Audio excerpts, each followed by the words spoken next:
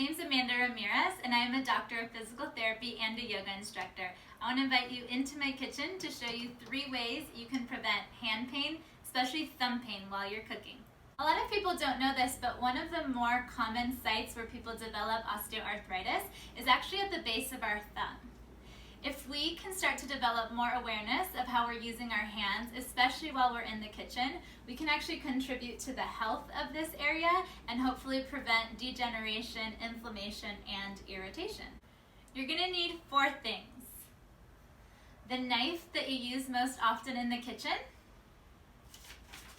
a piece of magazine paper, a wine cork, and just a little bit of olive oil. The first way that you can prevent hand and thumb pain while you're cooking is to pay attention to how you're positioning your thumb. Oftentimes I see people flex this joint and hyperextend this joint. So they're holding objects with this thumb position as opposed to this thumb position. This thumb position is hyperextension and utilizes the tendons, the ligaments, and the joints to grip and hold things. This position activates the muscles around the base of your thumb. And the more you can rely on this position, the more that you will strengthen this area and help stabilize this joint, which is very important in terms of preventing pain and also hopefully preventing arthritis, osteoarthritis. So here are a few ways that you can start paying attention to your thumb position while you're in the kitchen.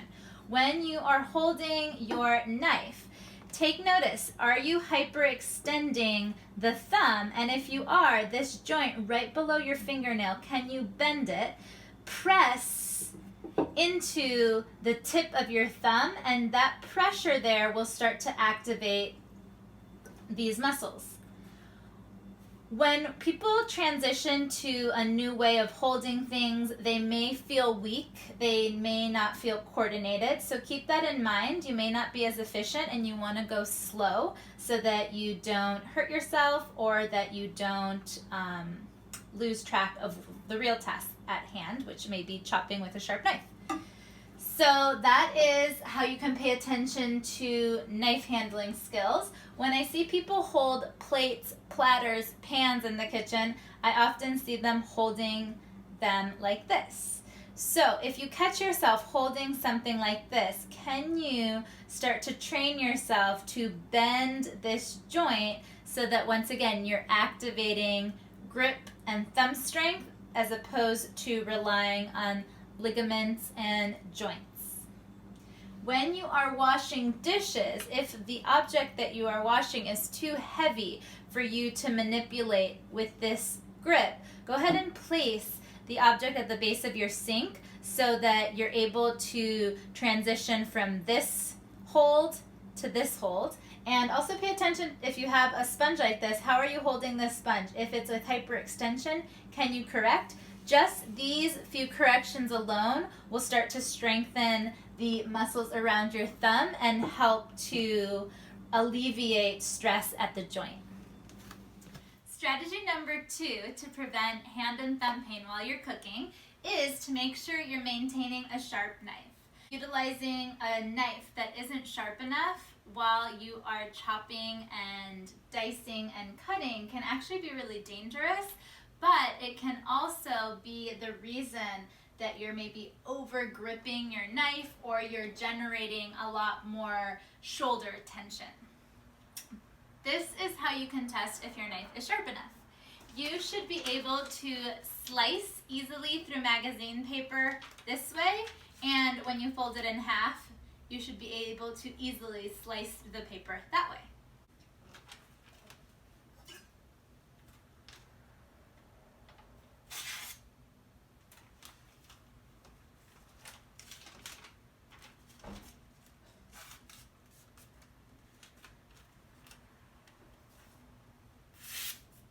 Third way to prevent hand and thumb pain while you are cooking in the kitchen is to massage and stretch your thumb. So I'm going to show you a few ways you can do this while you're in the kitchen. I love keeping a wine cork on my windowsill, and I use it to massage my hand while I'm waiting for things to boil or while I'm in between tasks in the kitchen.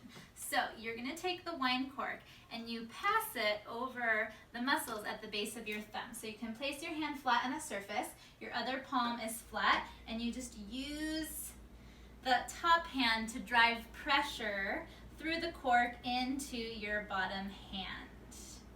You can also do this with both hands and massage the cork in between the palms.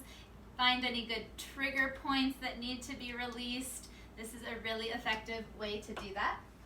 I also love using olive oil to massage my hands because it's usually readily available in the kitchen and it's amazing moisturizer for the skin.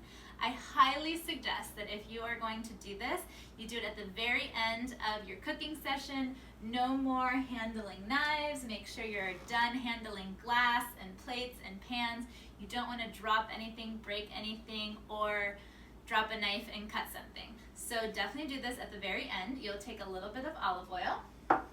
You rub it in your hands like you're washing your hands, like you're soaping your hands.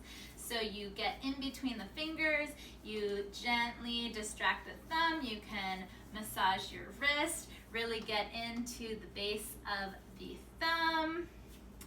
And you can even, with a little bit of olive oil on your hand, use the wine cork to also massage.